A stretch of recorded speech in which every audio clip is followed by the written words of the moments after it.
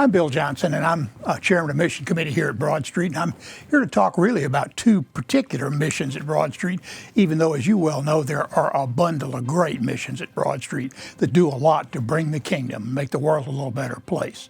So the two things I want to talk about today are the Honduras Mission Program and our Helping Hand Program.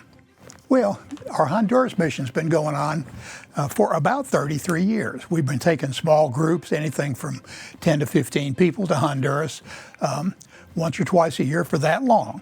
Now, these are the main programs that we do in Honduras, although there are all sorts of special events that come up. First program that I think is really important are water systems. We've been installing small village-sized water systems for a number of years. We just finished our 13th in the group that went to Honduras 3 weeks ago. This is a joint venture with Sunrise Rotary. In these water systems, there are responsibilities for the community, the little village where we install them. They have to build the building that the system is housed in.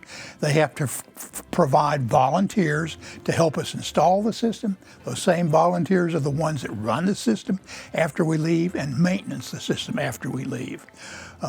These systems fill 5-gallon water bottles for families, and we fill about 12,000 bottles a month in the 13 systems we have. Second thing that I think is really important is education. And in Honduras, we have a scholarship program that's been going on for lots of years. Right now, we scholarship about 50 elementary-age kids. Education in Honduras is free through the 6th grade, but you have to have a uniform, you have to have a backpack, and you have to have basic school supplies, and occasionally an activity fee. For about $150 a kid, we can scholarship an elementary-age kids, and right now, we're scholarshiping about 50 elementary-age kids. We also have some high school-age kids, 4 university students, and 1 medical student that we're sponsoring right now. The next little program we've had for a lot of years, and it's special to me because I'm a doc, is a clinic. We have a clinic in Honduras that's been going on for a lot of years. Right now we have a really good nurse that works that clinic 3 days a week, and then we run group clinics there once or twice a year. We generally see something between 500 and 700 patients in those week-long clinics. The next little program we have is construction. We've done a lot of construction over the years in Honduras. We built 2 churches and an education building, about 7 houses. But for the last 4 or 5 years, we've had the preacher in the village we're working in to identify a family that has substandard housing. For instance, in Lomitas, Trinidad, the village where we put the water system this year, this is the family that we helped. They live in an adobe house, dirt floors, no indoor bathroom, and a roof that's collapsed. We worked on that while we were there, and then that project was finished by the local contractors after we left. The next program I want to talk about is Helping Hands. And the Helping Hand ministry is basically a ministry designed for folk that have limited resource and mobility problems where they can't get in and out of their house. Mostly these are wheelchair ramps, but sometimes some other things. We've built a lot of them, 125 actually, over the time. These are a couple examples.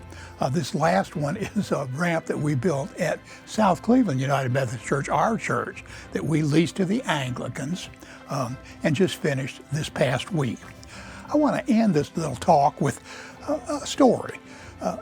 In Honduras, in the clinic a year ago, because the local nurse identified a little girl that she wanted me to see. Turns out this was a little 3-year-old then that had a colostomy. And she had a colostomy because she was born with an imperfect anus. Had the colostomy, she's done well. Tried to get it fixed a year ago through the public health or the public hospital there and couldn't do it. This year, because of relationships we have with the preacher's wife of our sponsoring church in Honduras, who has a friend that's a surgeon associated with their church, that surgeon identified the only Western-trained pediatric surgeon in the country of Honduras, and she got him to schedule the surgery for this little girl at the public hospital. So for not very much money, this little girl had her operation 3 weeks ago, went home 2 weeks ago, and now has a normal life. That's the kind of thing that happens. Again, I want to thank Broad Street for the support, volunteers, funds that make a lot of good things happen. Thank you.